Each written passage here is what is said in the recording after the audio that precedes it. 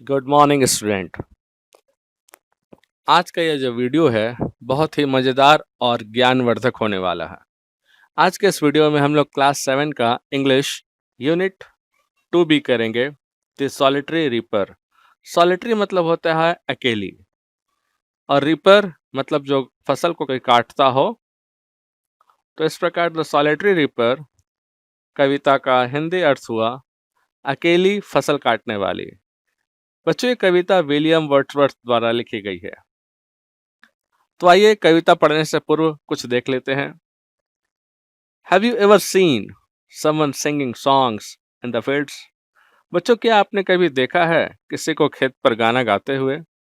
शायद नहीं देखा होगा। लेकिन in this poem, इस कविता में the poet experiences, कवि अनुभव करता है, and connects, और जुड़ जाता है उस महिला से, to the singing of a woman working in the field, एक ऐसी महिला जो अकेले खेत में गा रही हो। Read on.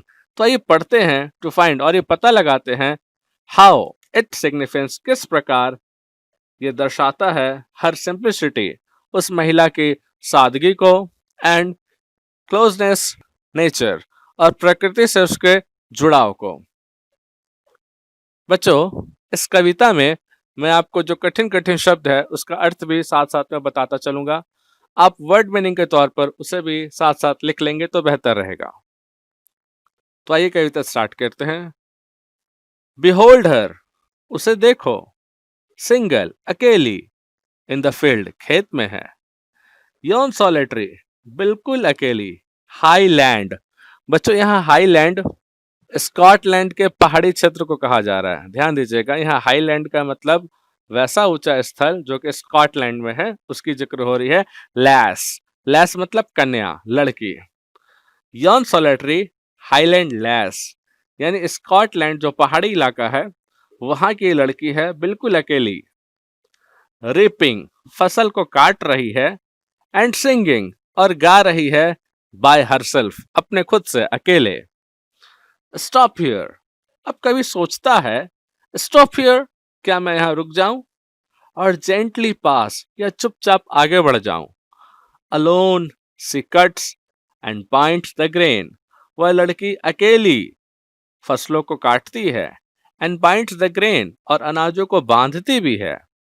एंड सिंग्स, और गाती है अ मेलनकॉली स्ट्रेन, एक दुख भरा गीत। मेलनकॉली मतलब दुख से भरा हुआ, उदासी, और स्ट्रेन मतलब गीत। ओह लिसन, अरे अरे सुनो। फॉर द वेल प्रोफाउंड, ये जो घाटी है, घाटी प्रोफाउंड इज ओवरफ्लोइंग, ये पूरा गूंज रहा है घाटी, विद द साउंड, उस लड़की की आवाज से। बच्चों, मैं इस फर्स्ट स्टैंजा के कुछ कुछ वर्ड का मीनिंग आपको अलग से बता दे रहा हूं। जैसे कि फील्ड मतलब खेत, सॉलिटरी मतलब अकेला, हाईलैंड मतलब स्कॉटलैंड की पहाड़ को यहां कहा गया है, लैस मतलब कन्या, रिपिंग मतलब फसल काटना, बाइंड्स मतलब बांधना, ग्रेन मतलब अनाज, मेलनकॉली मतलब उदासी, और स्ट्रेन मतलब गीत या गाना। अब हम लोग बच्चों बढ़ते हैं अगले स्टैंजा 2 की तरफ। Will no one tell me what she sings, क्या कोई मुझे बताएगा कि वह क्या गाती है।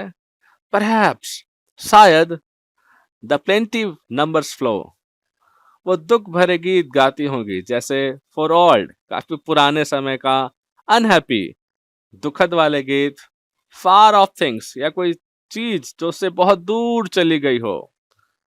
एंड बैटल्स लॉन्ग एगो, यह वैसा गीत जो कि बहुत बहुत साल पहले लड़ाइयां में लड़ी गई थी, वो ये गीत गाती होगी।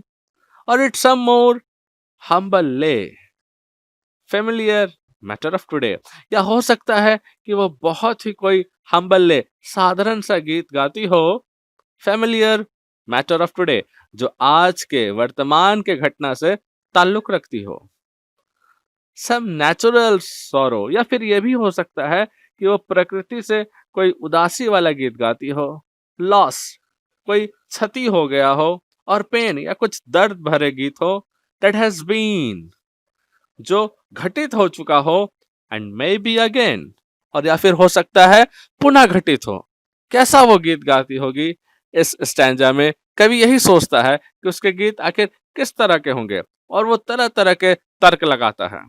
बच्चों, इस स्टैंजा में जो हार्ड वर्ड है मैं उसका मीनिंग आपको बता देता हूं। जैसे परहैप्स मतलब शायद, प्लेंटिव नंबर ऑफ फ्लोज यानी कि बहुत अधिक संख्या में, अनहैप्पी मतलब उदासी, बैटल्स मतलब युद्ध, हम्बल मतलब कोई साधारण विनम्र, नेचुरल मतलब प्रकृति, सौरो मतलब उदासी। बच्चों, हम लोग बढ़ते हैं इस कविता के सबसे आखिरी और थर्ड स्टैंजा की तरफ। Whatever the theme, the maiden sang। अब कवि सोचता है कि उस गीत का चाहे जो भी मूल हो, जो भी थीम हो, द मेडन सैंग, वो जो युवती, मेडन मतलब यहाँ लड़की, महिला, जो वो लड़की गा रही है, एज इफ, ऐसा लगता हो मानो, हर song could have no ending, कि उस गीत का कोई अंत ही नहीं हो सकता है। I saw her singing at her work, मैं उसे देख रहा हूं, काम कर करके वह गाती भी जा रही है। And over the sickle bending, और साथ ही साथ अपने सिकल को, यानी कि अपने हाशिया को, हसिया समझते हैं बच्चों, हसिया जिससे हम लोग फसल काटते हैं, क्वेश्चन मार्क की तरह होता है उसका आकार, जैसे क्वेश्चन मार्क आप देते हैं ना, वो भी ठीक उसी का आकार का होता है, बहुत पैना होता है, फसल को उसी से काटा जाता है, तो उसको हसिया कहते हैं। हसिया की बेंडिंग की गोलाई को वो देखती है। आई लिसेंड मोशनलेस एंड स्टिल, मैं उसे पूरा सुना, पूरा मोशनलेस हो गया, यानी मैं गतिहीन हो गया, एंड स्टिल पूरा स्थिर हो गया। And as I mounted up the hill, ये तब हुआ जब मैं ऊंची पहाड़ियों की चोटी पर चढ़ रहा था। The music in my heart, और उसका जो धुन था, उसका जो संगीत था, वो मेरे हृदय में समा गया। I bore long after it was heard no more, और मुझे पता है लंबे समय के बाद मैं इस दोबारा संगीत को नहीं सुन पाऊंगा। तो बच्चों, यहाँ एक कविता पूर्णतः समाप्त हो गया है।